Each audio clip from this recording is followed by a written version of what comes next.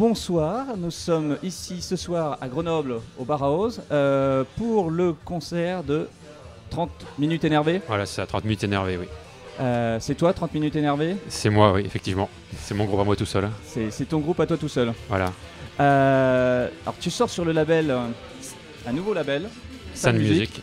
Alors un label qui sort un 5 titres, donc Xing Zhang, je remonte, quand même, faut bien marquer. Classifié comme électro-rock, comment ça se passe un live électro-rock?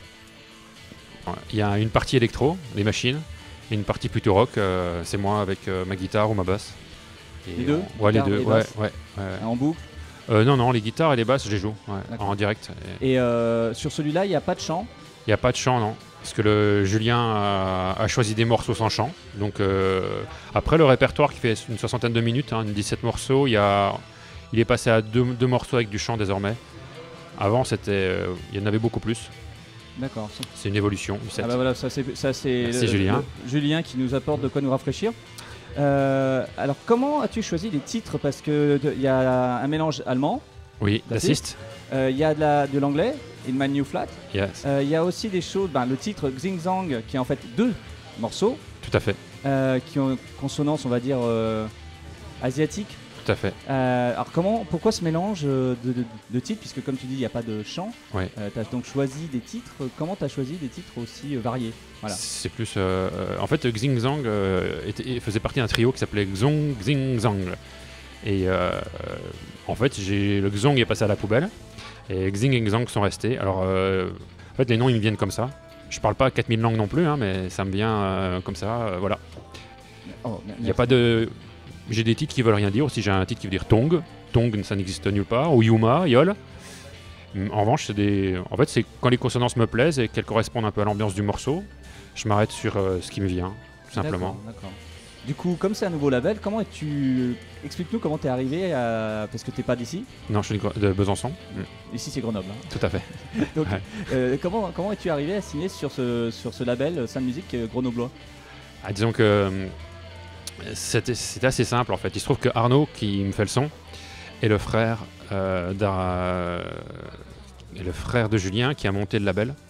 Et Julien est venu me voir jouer à Lyon l'année dernière. C'était le 1er juin, le 1er avril, je sais plus. Et les morceaux l'ont intéressé. Et donc il m'a proposé. On a un petit peu réfléchi en septembre-octobre à ce projet. Et on s'est lancé tous les deux. Enfin voilà. D'accord. Mais alors le mix a été fait ailleurs qu'à Grenoble, à Besançon. Tout à fait, il a fait à Besançon. Donc on va les citer. C'est War Studio et c'est Iliacob qui a fait le mix sur du matériel anglais, vintage, ouais, non mais vraiment, ouais. Enfin, il y a un proto le Mac pour le mix, mais il y avait des compresseurs, il y a des vieux compresses, voilà. Non, c'est agréable. Le mélange vintage électro, c'est important pour toi? C'est pas que c'est important, c'est que c'est nécessaire, je pense, pour avoir un grain de son qui sonne un petit peu analogique. Moi, quand je bosse chez moi, je passe aussi par des préamps qui ajoutent une touche, qui mettent une couleur de son. Un vieux rack qui a 30 ans, il fait des choses qu'un processeur ne sait pas faire. Enfin, je trouve, moi, personnellement, après, c'est mon écoute. Et voilà. Et je trouve que là, ce qu'on a fait en mix, oui, je suis assez content du résultat. Alors, le EP là, est bien électro-rock. Sur scène, on amène plus une touche rock avec la guitare qui est un peu plus présente. Et puis, à terme, on va aussi mixer dans le même studio avec Iliacob aussi 3 autres titres pour un futur vinyle. Voilà. Donc, mais c'est pas tout de suite pour l'instant. Mais non, mais du coup, ça nous permettra de suivre. Tout à fait. Alors, comme on ne te connaît pas trop bien ici, c'est vrai. Je vais faire une espèce de quiz. C'est pas un portrait chinois, on va dire c'est un portrait chinois musical. Ok. Voilà.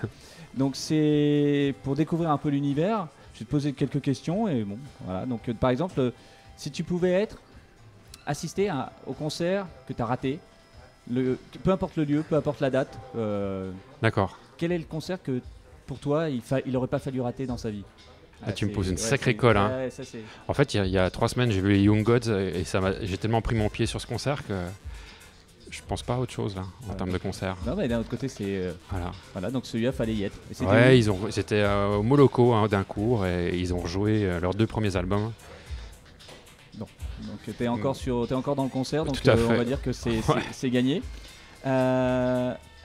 Sur quel enregistrement studio auquel t'aurais voulu participer? Le premier album de Cure. Ça va faire plaisir à 2-3 personnes, ça. J'aurais bien voulu faire ou être à la session d'enregistrement de A Forest, qui est pas sur le premier album, mais voilà, ou sur Imagine Boys. Ouais. D'accord. Je crois que j'ai 2-3 fans qui vont regretter de pas être venus ce soir. Alors, en regardant la pochette, je me suis dit, de quelle pochette de disque te vient à l'esprit maintenant, si tu en avais une là, parce qu'il y a dans un autre lieu grenoblois, il y a en ce moment une exposition de pochettes de disques New Wave. Donc assez jolie d'ailleurs.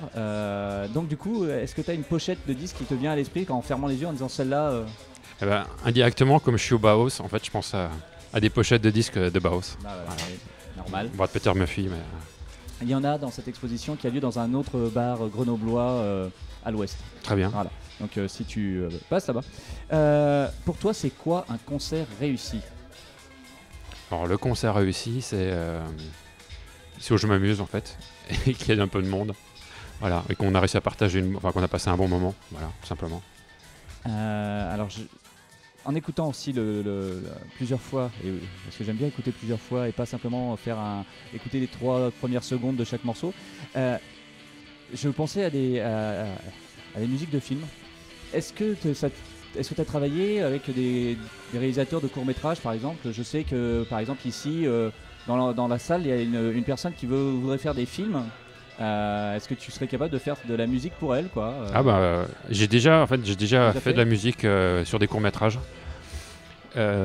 Courts-métrages même un peu comiques, ou voilà, j'ai déjà, ma musique a déjà été posée sur 2 cours en fait, qui sont maintenant dans des boîtes rangées je ne sais où. Mais oui, j'ai eu l'occasion de voir les courts-métrages dans une vieille salle de cinéma, projection, c'était super, vraiment. Voilà. Alors, quelles sont les prochaines dates? Parce que c'est bien joli aujourd'hui, mais bon, allez, les suivantes, là, c'est où là? Les suivantes, ceux qui vont te rater, là... les suivantes, je cherche beaucoup de dates. Je cherche plus que je n'ai pour l'instant de dates.